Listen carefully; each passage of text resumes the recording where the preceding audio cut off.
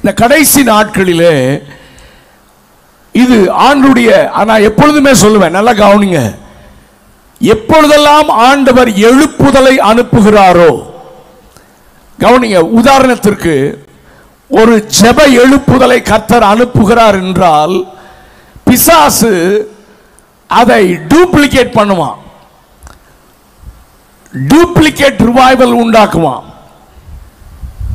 நீங்கள் நல்லா கவனிக்கிறீங்களா? ஜெப எழுப்புதலை அனுப்பும் போது ஜெப எழுப்புதல் போன்று ஒரு டூப்ளிகேட் எழுப்புதலை அனுப்புவான். அப்ப சபை அப்படியே அலப்பாயும், லீடர்ஸ் அலப்பாய்வாங்க, எது எழுப்புதல், எது எழுப்புதல், எது உண்மை. அதே மாதிரி தான் ஒரு வர்ஷிப் ரிவைவல், ஒரு ஆராதனை எழுப்புதல் அனுப்பும் பொழுது பிசாசு அதை டூப்ளிகேட் பண்ணுவான். தேவன் அங்கீகரிக்காத ஒரு ஜெபம், தேவன் அங்கீகரிக்காத ஒரு ஆராதனை, அதை அனுப்பிச்சுட்டு அவன் வேடிக்கை பார்ப்பான். ஏன்னா அவனுக்கு எழுப்புதல் வந்துடக்கூடாது, சபை எழும்பிவிடக்கூடாது. அதே போலதான் வசன எழுப்புதலை ஆண்டவர் அனுப்பும் பொழுது பிசாசு அதையும் டூப்ளிகேட் பண்ணுவான். வசனத்தை தவறாக, உபதேசங்களை குழப்புகிற, சத்தியத்திற்கு விரோதமாக ராங் இன்டர்பிரேஷன், வசனத்தை தவறாக மொழிபெயர்த்தல். பரிசுத்த ஆவியானவர் உதவியினாலே வசனத்தை வாசித்தா, பரிசுத்த ஆவியான உதவியினாலே வசனத்தை போதித்தால், அந்த வசனத்தில் உள்ள சத்தியத்தை அந்த இடத்திற்கு தகுந்தாற் போல், அந்த ஜனத்திற்கு தகுந்தாற் போல், அந்த கூட்டத்திற்கு என்ன தேவையோ அதை தீர்க்க தரிசனமாக பேசுவதற்கு கர்த்தர் பயன்படுத்துவார். ஆமென். ஒரே வசனம் தான், ஒருவேளை ஒரே செய்தியாக கூட இருக்கலாம். ஆனால் நீங்கள் எந்த இடத்தில் இருக்கிறீர்களோ அந்த கூட்டத்திற்கு தகுந்தாற் போல், அந்த சரியான நேரத்திற்கு தகுந்தாற் போல் ஆண்டவர் அந்த செய்தியே மாற்றி விடுவார். அந்த வசனத்திலிருந்து அந்த prophetic preaching, தீர்க்க தரிசனமான செய்தியை பரிசுத்த ஆவியானவர் அங்கே பேச உதவி செய்வார். ஆனால் இந்த வஞ்சிக்கிற ஆவிகள், அசுத்த ஆவிகள் இன்றைக்கு அநேகரை ஆட்கொண்டு ஊழியர்கள் என்கிற போர்வையிலே வசனத்தை ஜனங்களுடைய இச்சைகளுக்கு ஏற்ப, ஜனங்களை பிரியப்படுத்த, சத்தியத்தை அறிந்து சத்தியத்தை விசுவாசிக்க கூடாதபடிக்கு ஜனங்களை திசை திருப்ப, இந்த உலக ஆசீர்வாதங்களையும் மற்ற காரியங்களையும் குறித்தே அதே வசனத்தை குறித்து பேச வஞ்சிக்கிற ஆவிகள் ஊழியர்கள் என்கிற போர்வையில் அநேகரை எழுப்பி இருக்கிற இந்த காலம். ஏன்னா எழுப்புதல் அவன் டைல்யூட் பண்ணணும், எழுப்புதலை எப்படியாவது டூப்ளிகேட் பண்ணணும், ரியல் ரிவைவல் வந்துடக்கூடாது, விசுவாசிகள் சத்தியத்தை அறிந்துவிடக் கூடாது, சத்தியத்திற்கு வைராக்கியம் பாராட்டுகிற ஒரு கூட்டம் எழும்பிவிடக் கூடாது என்பதில் அவன் மிகுந்த கவனமுடையவனாக இன்றைக்கு தலை விரித்தாடுகிறதை நீங்களும் நானும் பார்க்கிறோம். நெகேமியா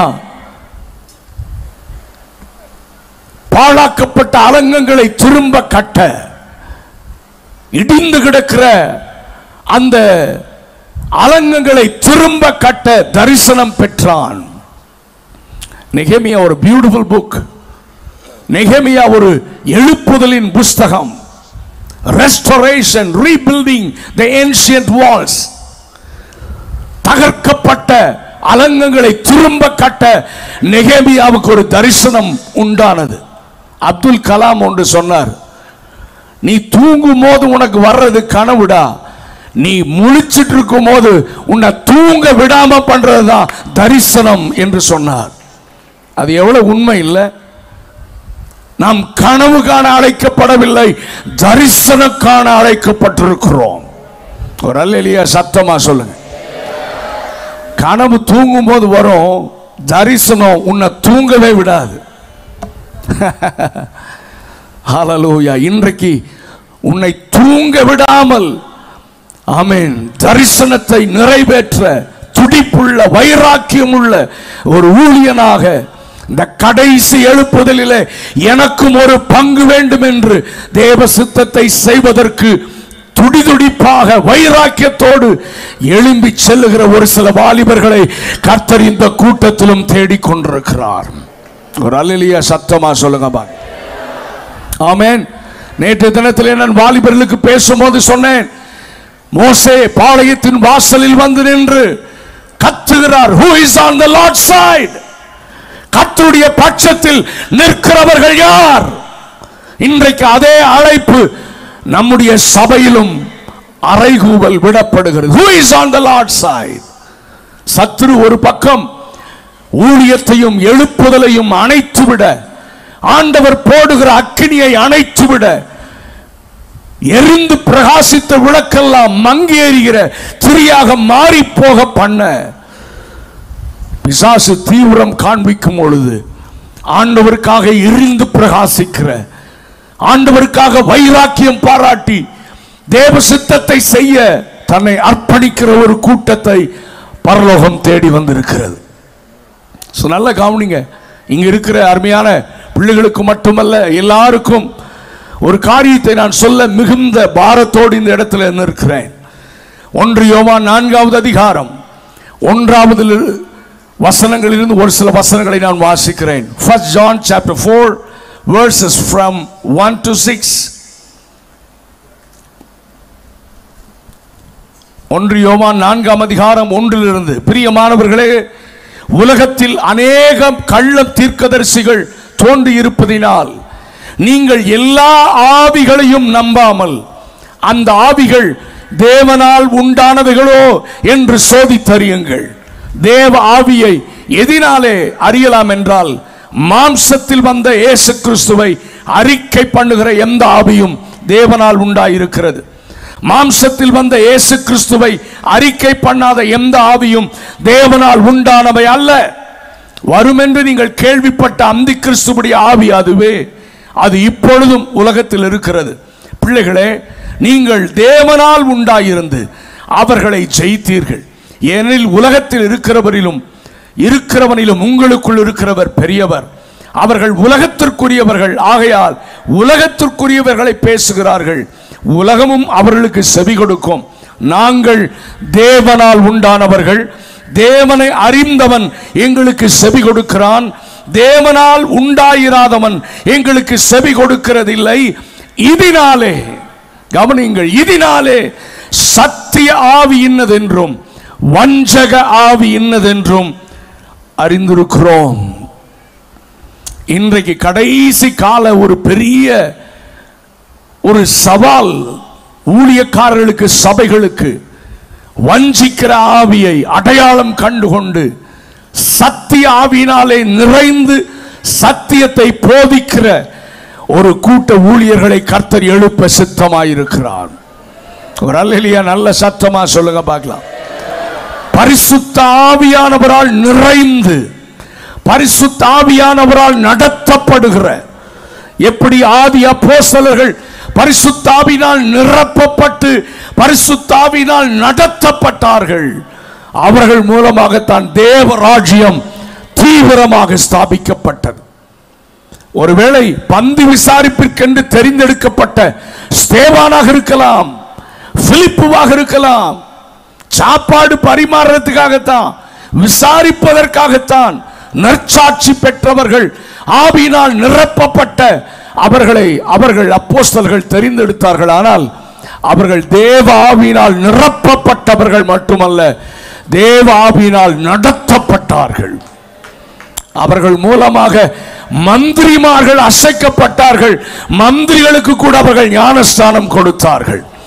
ராஜாக்களை அசைக்க, உயர் இடங்களில் இருக்கிற அநேகரை அசைக்க பரிசுத்த ஆவியினால் நிரப்பப்பட்டு, பரிசுத்த ஆவியினால் நடத்தப்பட்டு, ஆவியில் நிறைந்து ஊழியம் செய்கிற ஊழியர்களை தான் பரலோகம் தேடிக்கொண்டிருக்கிறது. ஹல்லேலூயா.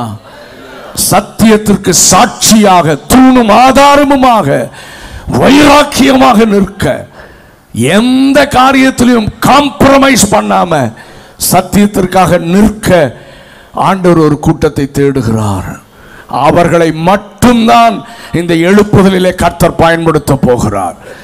என்னுடைய காதுகளில் அடிக்கடி ஒரு சத்தம் கேட்கும். மல்கியா தீர்க்கதரிசி மூலமாக கர்த்தர் சொன்ன வார்த்தை, நான் ஊழியம் செய்கிறவனுக்கும் ஊழியம் செய்யாதவனுக்கும் ஒரு பெரிய வித்தியாசத்தை நான் உண்டு பண்ண போகிறேன். இந்த நாட்களிலே அது நடக்கும்.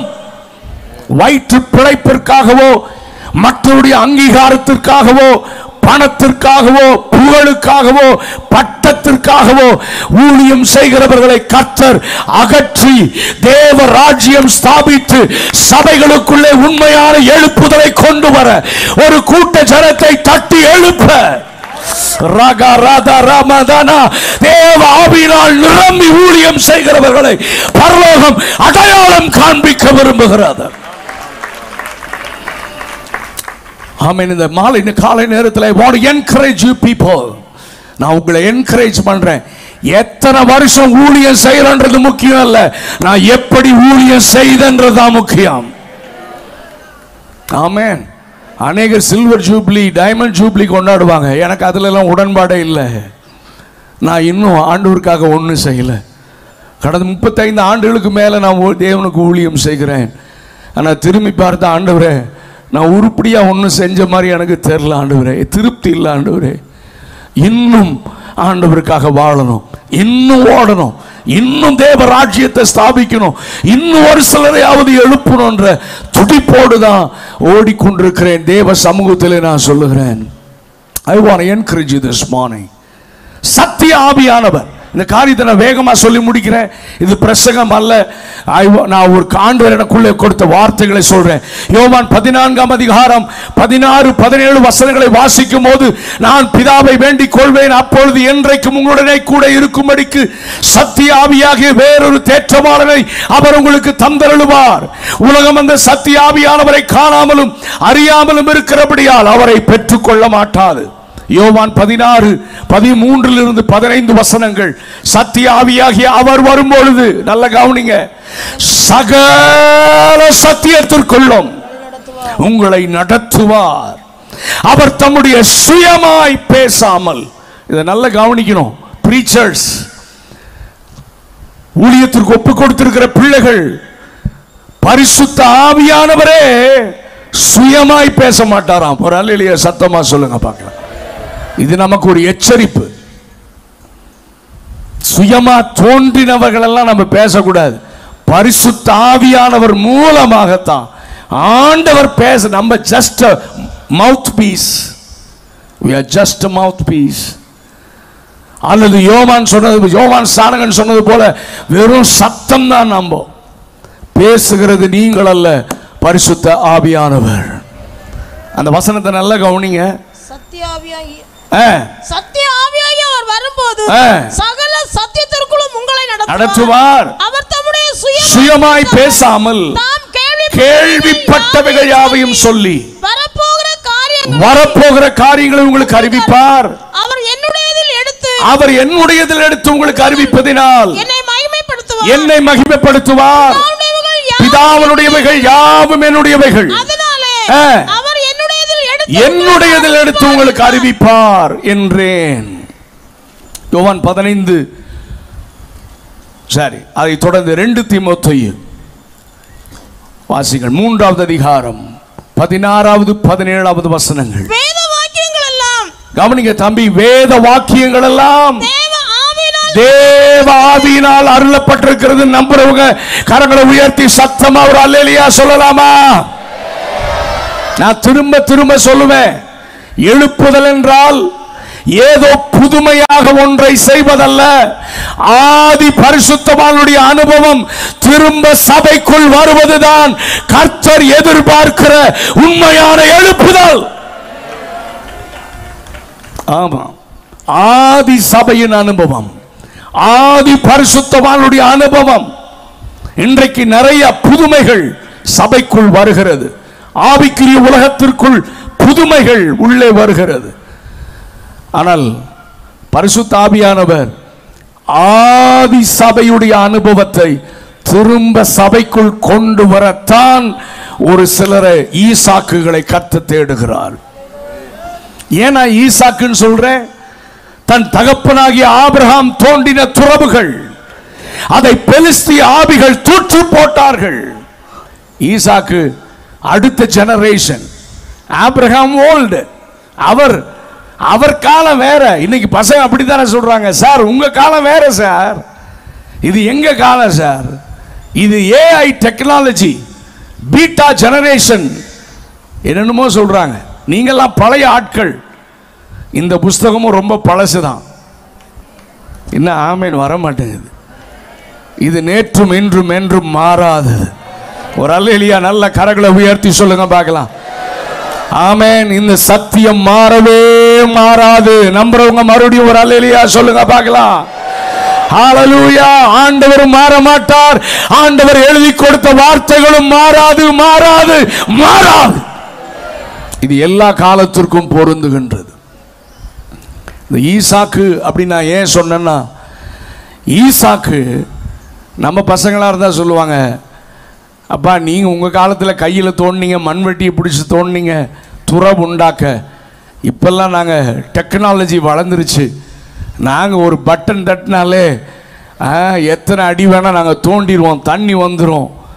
இல்லை இல்லை, ஈசாக்கு அவனுக்குள்ளே ஒரு பெரிய தரிசனம் இருந்தது.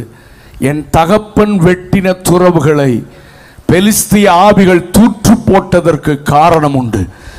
பிசாசு பயங்கர தந்திரமாக முற்பிதாக்கள் மூலமாக இந்த ஆமீன் துறவை, இந்த துறவிலே தோண்டின ஆமீன் அநேக துறவுகள், அநேக வெளிப்பாடுகள், அநேக சத்தியங்களை ஆமீன் பெலிஸ்திய ஆவிகள் இன்றைக்கு மூடி போட்டு கொண்டு வருகிறது.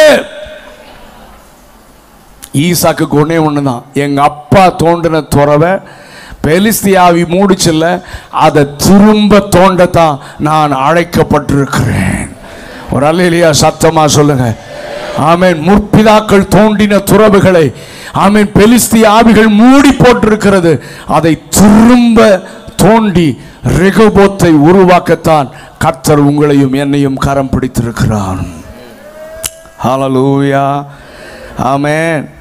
வேத வாக்கியங்கள் எல்லாம் தேவ ஆவியினால் அருளப்பட்டிருக்கிறது. ஏன் நான் திரும்ப திரும்ப வலியுறுத்தி சொல்றேன்னா, இன்றைக்கு அநேகர் இந்த தமிழ் வேதம் ஒரு சில மொழியாக்கத்திலே ஒரு சில சின்ன மிஸ்டேக் இருக்கலாம், ஆனால் அநேக சத்தியங்களே இல்லை என்று போதிக்கிற நாட்கள் எனக்கு அதிலே உடன்பாடு இல்லை. நீங்கள் ஹீப்ரூ படித்தாலும் சரி, கிரீக் படித்தாலும் சரி, இது இன்னும் என்ன லாங்குவேஜ் படிச்சுட்டு வந்து நான் வைத்திருக்கிற இந்த பைபிள் தவறு என்று நீங்கள் சொன்னால் என்னால் ஒத்துக்கொள்ள முடியாது. ஏனென்றால் நம்முடைய முற்பிதாக்கள் அவர்களுக்கு ஹீப்ரூவும் தெரியாது, கிரீக்கும் தெரியாது, இன்டர்நெட்டும் தெரியாது, செயின் ரெஃபரன்ஸஸும் தெரியாது, ஏன் டேக்ஸ் பைபிள் கூட தெரியாது.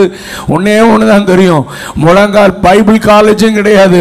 முழங்கால் படியில் நின்று பரிசுத்த ஆவியானவரே இந்த வேதத்தில் உள்ள மகத்துவங்களை எனக்கு சொல்லித்தாரும் என்று அவர்கள் ஜெபித்த பொழுது ஆவியானவரே அவர்களுக்கு டைரக்டா போதித்து கட்டின திருச்சபையில தான் நீங்களும் நானும் இருக்கிறோம். கரங்களை உயர்த்தி ஒரு அல்லேலூயா சொல்லுங்க பார்க்கலாம். எனக்கு அந்த வெளிப்பாடு போதும், அந்த சத்தியம் எனக்கு போதும். என் முற்பிதாக்கள் மூலமாக வெளிப்படுத்தப்பட்ட ஒழுக்கமான ஆமென் பெந்தகோஸ்தே உபதேசங்கள் எனக்கு போதும். ஹல்லேலூயா. இன்னைக்கு நீங்க உங்க அறிவை மண்டையை நம்பி வந்து ஒன்னும் குழப்ப வேண்டாம். நான் கற்றுக்கொண்டதில் நான் நிற்க விரும்புகிறேன். நான் அறிந்த சத்தியத்தில் நிற்க விரும்புகிறேன். நவீனமான காரியங்களை கொண்டு வந்து முற்பிதாக்களுடைய மூலமாக கிடைச்ச டைரக்ட் ரெவலேஷன் எனக்கெல்லாம் ஆச்சரியமா இருக்குங்க. ஒரு சில நேரத்தில் உட்கார்ந்து இவங்கெல்லாம் எங்கிருந்து இந்த ரெவலேஷனை பெற்றார்கள்? நம்முடைய முற்பிதாக்கள் பைபிள் தவிர வேற ஒன்றும் இல்லையே. எப்படி ஆணித்தரமாக வருகை குறித்து போதித்தார்கள். மனிதனுடைய உடம்புல வைக்கிற சிப்பு முதற்கொண்டு அவர்கள் விஞ்ஞானத்தை கூட போதித்தார்கள். எப்படி? பரிசுத்த ஆவியானுடைய வெளிப்பாடு. இன்னைக்கு வெளிப்பாடுகள் உள்ள பிரசங்கங்களே தேவை. கரங்களை உயர்த்தி ஒரு அல்லேலூயா சொல்லுங்க பார்க்கலாம். தீர்க்க தரிசனமான செய்திகளை இன்றைய சபைக்கு தேவை. தெபோராள் என்கிற தீர்க்கதரிசி இருந்தாள். பாராக் என்கிற படைத்தலைவன் அந்த பாராக்கை தட்டி எழுப்புகிறாள். பாராக், அதைத்தான் கர்த்தர் உன்னை சத்துரு ஒப்பு கொடுக்கிறேன்னு சொல்லிட்டாரு, என்ன பண்ற, எழும்பு போ. அவன் சொன்னா, நீங்க வந்தாதான் போவேன். அப்படின்னா என்ன அர்த்தம் சொல்லுங்க, என்ன அர்த்தம்? I need prophetic voice. I need prophetic voice. எனக்கு தீர்க்க தரிசன சத்தம் தேவை. எதிரியை அழிப்பதற்கு, சபை வெற்றி பெறுவதற்கு எனக்கு தீர்க்க தரிசன சத்தம் தேவை. இன்றைய சபையின் தேவை prophetic voice, தீர்க்க தரிசனமான சத்தம். சரி, இந்த 17ஆம் வசனம் அதை வாசித்து நான் ஜெபம் பண்ணி முடிச்சிடுறேன். அவைகள் உபதேசத்துக்கும், கவனிங்கள், அந்த வசனங்கள் உபதேசத்திற்கும், கடிந்து கொள்ளுதலுக்கும், நல்ல கவனிங்க, கடிந்து கொள்ளுதலுக்கும், சீர்திருத்துதலுக்கும், நீதியை படிப்பிப்பதற்கும் கரங்களை உயர்த்தி ஒரு அல்லேலூயா சொல்லுங்க பார்க்கலாம். வேத வாக்கியங்கள் எல்லாம் தேவ ஆவியினால் அருளப்பட்டிருக்கிறது. ஊழிய செய்கிற ஒரு மனிதன் அதிலே தேறினவனாக எந்த நற்கிரியையும் செய்ய தகுதியா இருக்கணும். ஏன்னா அந்த வசனங்கள் மூலமாக சரியான உபதேசம் வெளிப்படும். கடிந்து கொள்ளுதல் சபையில் வெளிப்படணும், சீர்திருத்தல் வெளிப்படணும், நீதியை படிப்பிக்குதல் வெளிப்படணும்.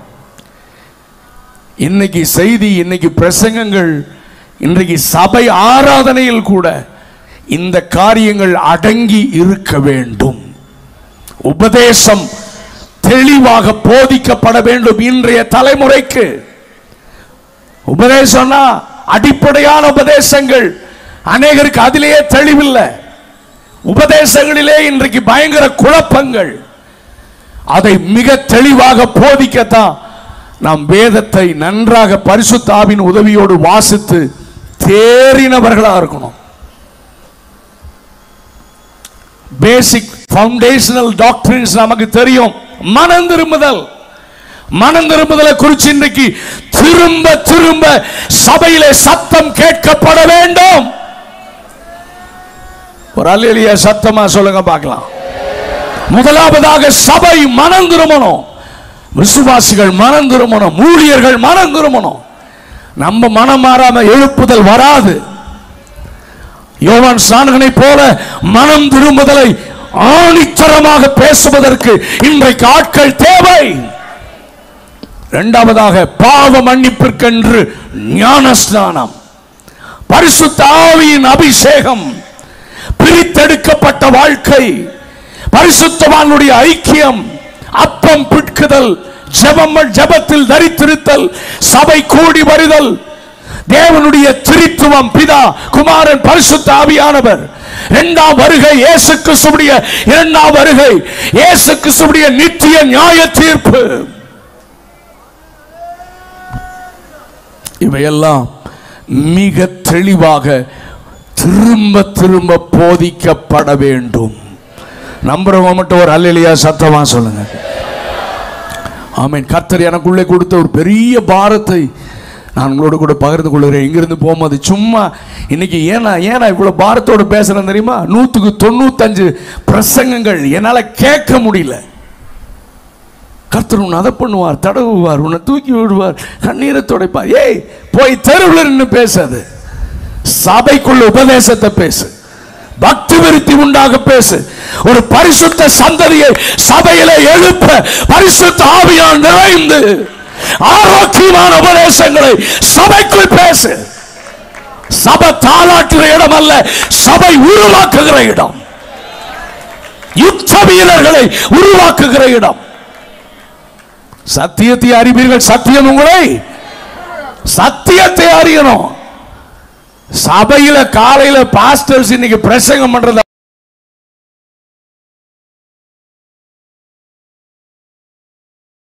பார்த்தா கண்ணீர் துடைப்போர் அறையப்படணும். ஒரு பரிசுத்த கூட்டம் சபையில எழுமணும். சபை சபை சபை ஆமென். கிறிஸ்துவின் மனவாட்டியாகிய சபை மணவாளனுக்கு ஏற்ற மனவாட்டியாக அலங்கரிக்கப்பட வேண்டும்.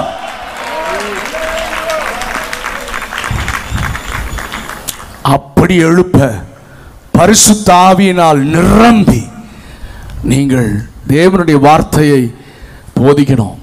உங்களுக்கு சமயம் வாய்த்தாலும் வாய்க்காவிட்டாலும் ஜாக்கிரதையாக திருவசனத்தை ஆரோக்கியமான உபதேசத்தோடு கண்டிப்போடு கடிந்து கொண்டு பரிசுத்தாவியான உதவியினால நீங்க பேசணும். உலக ஆசையோ அல்ல தீமோத்தேயு, நீங்க தீமோத்தேயுக்கெல்லாம் பவுல் எழுதின நிருபங்களை நீங்கள் வாசித்திருப்பீர்கள். தொடர்ந்து வாசித்து பாருங்கள். வேதத்தை வாசிக்கும் போது இன்னொரு காரியத்தை நான் சொல்லி முடிக்கிறேன். ஏசாயா 34:16 தேடி வாசியுங்கள். பைபிள் எப்படி வாசிக்கணுமா சொல்லுங்க. சும்மா ஒரு வசனத்தை எடுத்து அதை வச்சு ஏதோ பேசக்கூடாது. தேடி வாசியுங்கள். இவைகளில் ஒன்றும் ஜோடு இல்லாதிராது. கடைசியாக அவருடைய ஆவி அவைகளை சேர்க்கும். ஒரு அல்லேலூயா சத்தமா சொல்லுங்க. நான் ரீசெண்டா அந்த வசனத்தை தானிக்கும் போது பைபிள் ஒரு பசில் மாதிரி, பசில் லைக் பசில் ரைட். பசில்னா என்னது? பசில்னா என்ன சார்? என்னது? வெங்காயம் மாதிரி இருக்குமா? என்னடா பசிலுக்கு என்னடா தமிழ்ல? என்னங்க? புதிர் புதிர். You right you right. இவரு தான் வெங்காயம்ட்டார். இவர்கிட்ட தனியா பேசணும். புதிர் புதிர் அங்கங்க வச்சிருவாங்க. எல்லாம் களைஞ்சு இருக்கும். ஆமே, நம்ம அறிவோடு என்ன செய்யணும்? அதை சரியா தேடி எந்த இடத்துல பரிசுத்த ஆவி எனக்கு சொல்லி கொடுத்ததான். டே இது பசில்டா. ஆமென். இதுல ஏராளமான காரியத்தை வேதம் முழுவதும் நான் பரப்பி வச்சிருக்கிறேன். இது மனித ஆவியினால சேர்க்க முடியாது. கர்த்தருடைய ஆவியே அதை சேர்க்கும். கரங்களை உயர்த்துவர் அல்லேலூயா சத்தமா சொல்லுங்க. இது இன்டர்நெட் சேர்க்காது, கூகுள் சேர்க்காது. ஆனா பரிசுத்த ஆவியானவர் இந்த வசனத்தை சேர்ப்பார். My goodness. பரிசுத்த ஆவியானவர் எந்த வசனத்தோட எதை சேர்க்கணும்?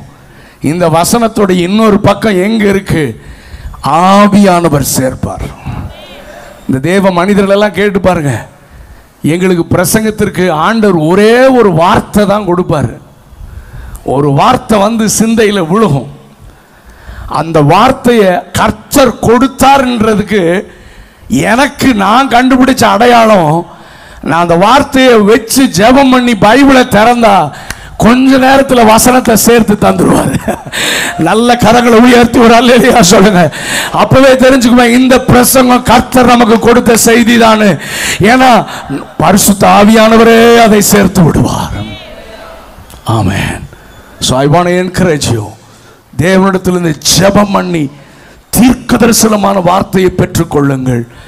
தேவ சமூகத்தில் மணிக்கணக்காக உட்கார்ந்து முழங்கால் படி நின்று ஜெபித்து அதற்கேற்ற வசனங்களை நீங்கள் ஜோடு இல்லாதிராது தேடி வாசியுங்கள். ஆவியானவர் உங்களை இதை சேர்ப்பார்.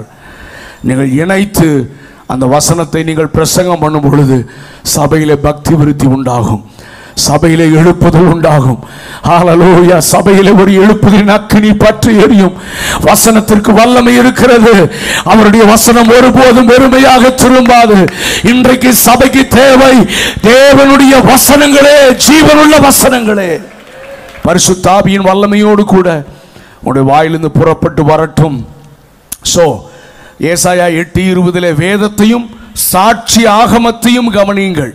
இன்னும் நிறைய வசனங்களை நான் சொல்ல முடியும். ஏன் நான் இவ்வளோ தூரம் அழுத்தி சொல்கிறேன்னா, பிசாசும் வசனத்தை பேசுவான், ஆண்டவருடையும் வசனத்தை தான் பேசினா கீழே விழும். அதை தான் உண்மை தாங்க தேவ தூதர்களுக்கு கட்டளையிடுவாரே அப்படின்னு எழுதி இருக்குதேன்னு சொல்கிறான். ஆமென். வசனத்தையே பேசி இன்னைக்கு சபையை குழப்புறான். வசனத்தையே பேசி வாலிபர்ல குழப்புறான். நீங்களும் நானும் வசன அறிவினால் நிறைந்திருந்து ஹalleluya. பிசாசின் வஞ்சனைகளை ஆமென் வஞ்சிக்கிற ஆவிகளுக்கு விரோதமாக நின்று சபையை பாதுகாத்து சபையை வெற்றி சிறக்க பண்ண ஆமென் வீறு நடை போட நான் உங்களை வாழ்த்துகிறேன். ஆமென். நீங்கள் தரிசனத்தோடு முன்னேறுங்கள். பரிசுத்தாவின் வல்லமையோடு நிறைந்திருங்கள். எப்போ ஆமென். நான் எப்பொழுதுமே சொல்ல பரிசுத்தாவின் அபிஷேகம் பெற்ற அனுபவம் வேறு, நிறைந்திருக்கிற அனுபவம் வேறு. ஆமென். பரிசுத்தாவினால் வழிநடத்தப்படுங்கள். ஒரு சின்ன வர்ஷிப் நடத்தினா கூட நீங்க சுயமா நடத்தாதீங்க, ஆவியானவர் உங்களை வழி நடத்துவார்.